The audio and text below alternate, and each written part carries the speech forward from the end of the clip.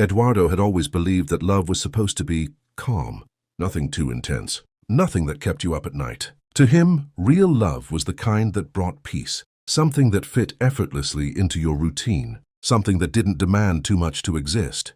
And that was exactly what he had found in Laura. Laura was the kind of woman anyone would choose to build a life with.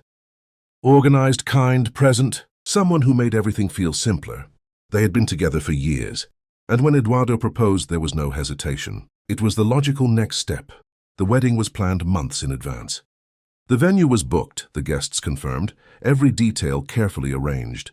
No surprises, no complications, no overwhelming emotion, and maybe that was the problem.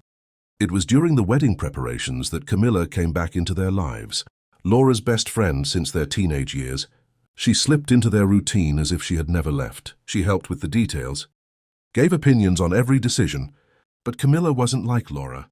Where Laura was calm, Camila was intensity. Where Laura was predictable, Camila was unpredictable. And Eduardo noticed it, before he even understood what it meant. At first it was just small things. Quick conversations in the kitchen, glances that lingered a second too long, moments that anyone else would have overlooked, but not them. Eduardo started to notice he was waiting for her, paying too much attention to what she said, feeling like the room shifted whenever Camila was around. And it bothered him, because it didn't make sense. He was about to marry the right person, the right life, so why did everything feel slightly out of place whenever she appeared? Camila noticed too, and unlike him, she didn't pretend. There was something there, something that shouldn't exist. Something neither of them knew how to control. And the worst part wasn't the feeling itself. It was the quiet realization that they were getting closer and closer to finding out just how far it could go, and the more they tried to ignore it, the harder it became. Camila started avoiding being alone with Eduardo. Her replies became shorter, her gaze more distant. She kept herself busy with anything she could find, just to avoid staying too close. But it only made things worse, because the silence between them said far more than words ever could. One afternoon, while Laura was out handling details with the catering, the two of them ended up alone in the kitchen.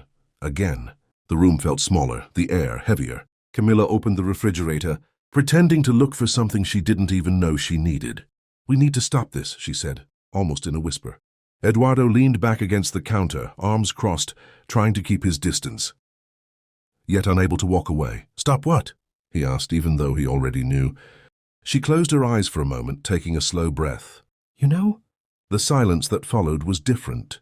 It wasn't comfortable. It was filled with everything they didn't dare to say. Eduardo took a step closer. Slowly. "I'm not doing anything," he began, his voice lower now, "but it feels like I am." Camila let out a quiet, humorless laugh.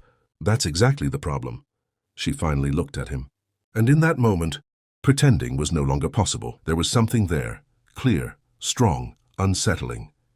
"You're going to marry her," Camila said, her voice steady, though it trembled slightly underneath. "I know," he replied. "Then why do you look at me like that?" She hit back. The question lingered in the air, heavy, with no easy answer. Eduardo ran a hand over his face, clearly lost. "I don't know when it started," he admitted, "but I can't pretend I don't feel it anymore." Camila swallowed hard. For a moment it seemed like she was going to say something, but she didn't, because deep down she felt it too, and that was what scared her the most. The days that followed were even harder. Every accidental touch felt too intense. Every glance carried a meaning that was impossible to ignore, and the worst part, Laura didn't notice. She trusted them. She smiled. She kept planning a future with both of them, completely unaware of what was happening right in front of her. And that was what started to tear everything apart from the inside. The guilt, the desire, the tension, all at once until one night. No planning, no intention, no control. They found themselves alone again, and this time, the silence wasn't enough to stop them. Camila was the first to move, not out of courage, but out of exhaustion from fighting something that no longer fit inside her. "We can't keep pretending," she said, her voice low but steady. Eduardo didn't respond. He just stepped closer, slowly, as if each step was a conscious mistake, and still inevitable. When the kiss finally happened, it wasn't impulsive, it was restrained, heavy, like something that had been building for a long time. Without touch, and yet in that moment, everything slipped out of control. Camila was the first to pull away, her breathing uneven, her eyes filled with conflict. This was a mistake. Eduardo stayed silent because deep down, he knew it wasn't just that. But the worst part wasn't the kiss. It was what came after. Laura saw them. She stood in the hallway, frozen, her keys still in her hand.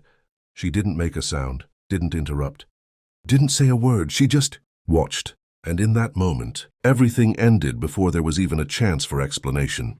Days later, there was no scene, no shouting, no confrontation.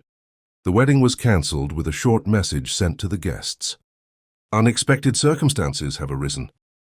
But inside that house, nothing was simple. Laura didn't want explanations. She didn't want to understand. Trust had been broken in the worst possible way. Camila walked away, not because she wanted to, but because there was no space left for her, not as a friend, not as anything else. And Eduardo was left standing in what remained. For a while he tried to be with Camila, tried to turn it into something real, but what begins the wrong way carries a weight that doesn't disappear. The guilt was always there. In the silence, in the looks, in the moments that were supposed to feel light but never did, and in the end, they lost each other too. Months later, they had all gone their separate ways. Laura rebuilt her life far from both of them. Camila disappeared from the story, as if she had never belonged there. And Eduardo was alone. Years later, he still found himself thinking about that day. The moment he could have chosen differently. The second everything changed, and he always came to the same conclusion. Some feelings may feel real, but that doesn't mean they should exist, because there are choices that don't just destroy the future, they destroy everything that came before.